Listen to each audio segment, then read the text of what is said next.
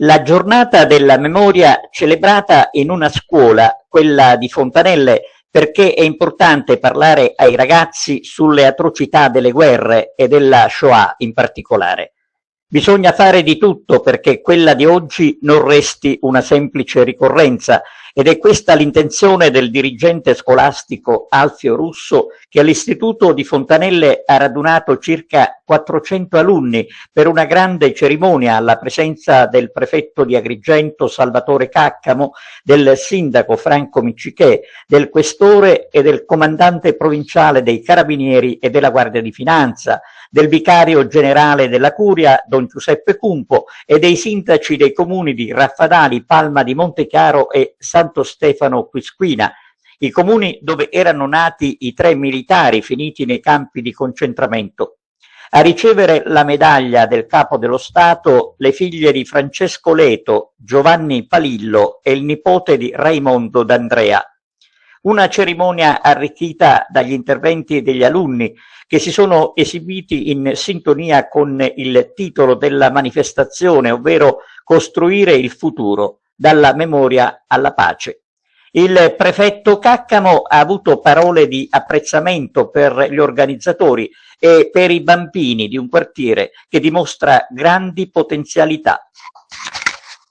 È una giornata importante perché è vissuta in un quartiere di Agrigento che viene percepito come un quartiere di periferia, un quartiere marginale, quando invece oggi i ragazzi hanno dato una dimostrazione che questo quartiere lo vogliono far vivere, lo vogliono rivitalizzare, e proprio nel nome di Anna Frank, che porta proprio il nome dell'istituto, ecco, loro oggi hanno dato dimostrazione, come ho detto anche nel mio discorso iniziale, di un insegnamento agli adulti, perché dai ragazzi si veicola veramente oggi un messaggio molto forte, che nei loro diari di scuola vengono riportate belle parole, non quelle brutture che noi leggiamo nel diario di Anna Frank, ma spero che con la giornata di oggi, ecco, veramente i diari di questi bambini siano ricchi di belle parole che sono di speranza e di un futuro migliore, non solo per loro stessi ma per il quartiere che loro vivono.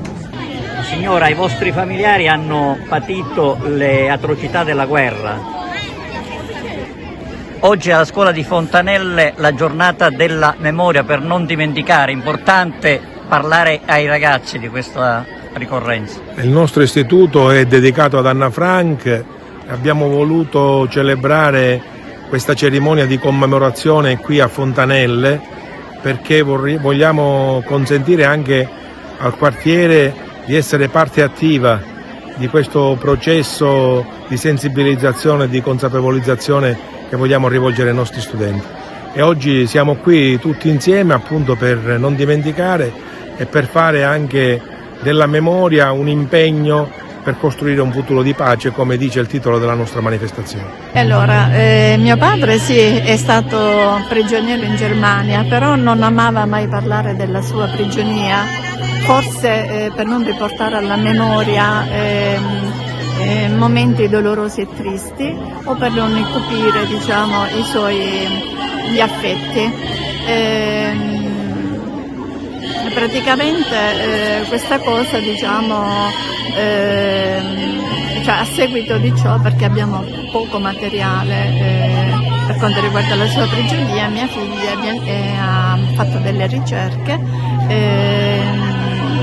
sia anche in Germania, dove appunto mio papà insomma è stato prigioniero. Non abbiamo trovato un granché di materiale, però poi abbiamo un po' ricostruito questa cosa e quindi abbiamo avviato l'iter ci hanno detto insomma che avrebbe ricevuto la medaglia d'onore in base insomma a questo fatto, e quindi... Che ricordo avete? Avete dei documenti della famiglia? Sì, io ho dei documenti rilasciati dal distretto militare di Agrigento in cui c'è scritto che mio padre è stato internato in un campo di concentramento tedesco a Moosburg. Quindi è stato un periodo abbastanza brutto, vessazione. Un periodo brutto che oggi si ricorda per i giovani soprattutto. Esatto. Per non dimenticare quello che è successo tanto tempo fa. Ci sono state da parte nei confronti di mio padre vessazioni, stato mandato a lavorare in una cava di pietra e quindi qualcosa di molto molto pesante per un ragazzo giovanissimo. Passato mio padre più di un anno chiuso in questo campo di concentramento. Non dimenticare, era solamente una ragazzina, quando le SS mi hanno prelevato dalla mia casina. Nella mia cameretta sognavo un mondo a colori, da dove mi hanno portata non germogliavano nemmeno i fiori. Non distinguevo un ragazzo da un anziano, vestiti tutti uguali ci tenevamo per mano. La nostra unica colpa era la religione, ma chi ci imprigionava non teneva opinione. In quei luoghi bui e freddi